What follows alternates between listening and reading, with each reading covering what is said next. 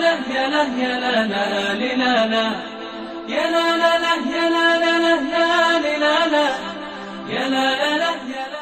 Assalamu alaikum wa rahmatullahi wa barakatuh. Assalamu alaikum wa rahmatullahi wa barakatuh. Ramadan Mubarak from the Muslimah Student Forum. La la la la la la. Abu Hurairah narrated that the Prophet Muhammad sallallahu alaihi wasallam said, "Whoever fasts during Ramadan out of sincere faith and hoping to attain Allah's rewards, all his past sins will be forgiven." This is a month where we struggle with our desires and instincts. It is a month where the Muslim elevates himself from his basic needs and seeks closeness to Allah subhanahu wa ta'ala. He forbids himself these pleasures to enjoy something much higher, the love of Allah subhanahu wa ta'ala. This training for 30 days is designed to raise man to a much higher spiritual plane. This is the meaning of taqwa that Allah subhanahu wa ta'ala mentions in Surah Baqarah, where He says, "O you who believe, fasting is prescribed to you as it was prescribed to those before you, so that you may learn piety and righteousness." Yet this blessed month of Ramadan is not a month in which we only concentrate on our own struggles. Rather, we should be aware of the wider struggles in the world we live in. Today, Islamic values are being openly attacked, whether we're looking at education or family life, gender segregation or the Muslims women's dress code, or even, subhanallah, simply charity. Muslims are expected to conform and compromise on their values. When we face this situation, how should we react? With patience and istiqamah, steadfastness on the deen, not compromising, not being disheartened or giving up, but holding firmly to the rope of Allah subhanahu wa ta'ala. Regardless of the challenge, the situation and the circumstance, we should stand by our values, follow the deen of Allah subhanahu wa ta'ala and obey His revelations. Prophet Muhammad sallallahu alaihi wasallam said, "There will come upon the people a time where one holding firmly onto the deen will be like holding onto hot coal."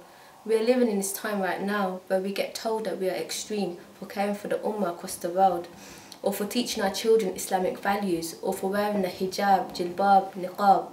They want us to compromise on our deen, to compromise on our morals and values, just like the sahabas radiyallahu anhum. Bilal radiallahu anhu was dragged through the streets of Mecca until his skin began to peel, after which he was pelted with stones. He was laid across the hot sands, clothed in armour so he would boil, and a large rock was placed across his chest. The Quraysh said to him, "Renounce your deen," to which he would only respond, "Ahad, Ahad." They said, "Say you believe in Lat and Uzza," and his reply was, "My tongue cannot utter those words." Sumayya radiallahu anha was humiliated and tortured in the worst of ways. Every time she resisted, the disbelievers became more and more fueled with rage. Abu Jahl could not accept the fact that she could resist him so stubbornly, and out of his rage, he thrust his spear into her. This proved to be fatal, and Sumayya radiallahu anha was martyred. Sumayya radiallahu anha gave the ultimate sacrifice for Allah subhanahu wa ta'ala's sake, her own life. Allah subhanahu wa ta'ala honoured her. In the moment that she passed away, she gained a unique position of becoming the first martyr in Islamic history. The first person to become shaheed was in fact a woman.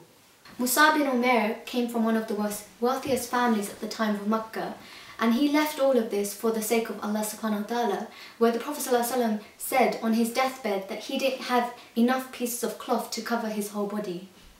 Abdullah ibn Hudayfa radiallahu anhu was a sahaba who was a political prisoner, and the Roman king had offered him his daughter in marriage and half of his kingdom, but he refused because it meant he had to give up his Islamic beliefs, and because of this he was ordered to be thrown into hot oil. But such was the cruelty of the Roman king that he wanted Abdullah radiallahu anhu to witness what was about to happen to him. So they ordered for a Muslim to be chucked in, and it was narrated that not long after he was thrown into the hot oil, his bones began to stick out of his skin, so he was fried. But Abdullah radiallahu anhu, he still was not scared. Just as they were about to place him into the hot boiling oil, Abdullah radiallahu anhu, he began to cry. At this point, the enemies thought they had got him. He was in a position of weakness. And they said, "Are you ready to denounce your deen?" And he said, his reply was, "Don't think I'm afraid of death. The reason I cried is because I remembered that Allah subhanahu wa ta'ala gave me one soul, and that one soul is about to leave me.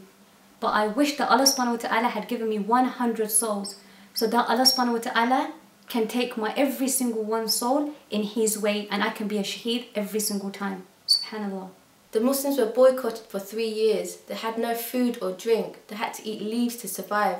They even tied stones around their stomach to deal with the hunger pains. The sahaba radiallahu anhum were abused, forced to leave their homes, kidnapped, tortured, boycotted and martyred. They were tested in their faith, yet they persevered and remained patient, steadfast and strong. They knew this life was a test and that they would face many difficulties, but they also knew that this life was short, and that in return for passing these tests, Allah would grant them an eternal hereafter in the best place, Jannah. Ramadan is the month in which Allah subhanahu wa ta'ala revealed the mighty Quran al-Kareem. Ramadan is the month in which the Quran was sent down as a guide to mankind and a clear guidance and criterion so that mankind will distinguish from right and wrong. From its very beginning, this Quran came as a challenge to every other way of life in the world.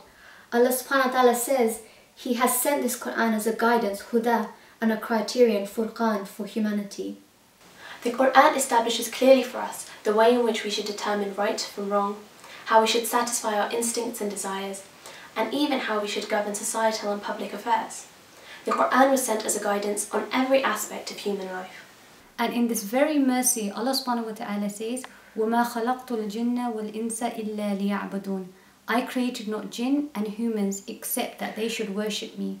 The angels, who Allah created to do nothing but worship and serve Him, said to Allah, are you going to create people that create corruption and spill blood? We always praise you, sanctify you, and praise your perfection. Why create insan? Allah subhanahu wa ta'ala replied, قَالَ إِنِّي أَعْلَمُ وَمَا لَا تَعْلَمُونَ. And He created insan. Allah subhanahu wa ta'ala, He then says, do people think they will be left alone because they say we believe and will not be tested? We tested those before them, and Allah will certainly know those who are true from those who are false. So Allah subhanahu wa ta'ala has made a very, very blatant link. He says, if you believe in me, that I am your Rabb, and no one is worthy of worship, then I will test you in your belief. And in these tests is your worship for me. In these tests, I will see if you really have conviction in this belief that you claim you have. If you say you believe, your actions need to show it. When we say, Samitna wa ata'na, Allah, we hear and we obey, He will test us. Allah subhanahu wa ta'ala makes it very clear when He says, everyone is going to taste death, and we shall make it a trial for you, with evil and good, and to us you will be returned. Evil and good is in reference to everything, be it the fulfillment of commands, health, wealth, marriage, etc. The halal and haram, everything. The sahaba radiallahu anhum have lived their times and have passed their tests. And today we are living through similar hardships and struggles as they did. But the question is, will we persevere and remain firm in our deen, or will we give up in our test of obedience? When the Roman army came back from Yarmouk, having been defeated by the Muslims, they met Hirakl. And he said to them, Wayhakum, woe to you. He asked them, are these men like you? They said, yes. Are you more or are they more? We are more. So how comes you are losing and they are winning? And then one of the elders, he replied, it's because they pray at night, they fast during the days, they fulfill their covenants, and they enjoin the good and they forbid the evil. Whereas we do all the opposites.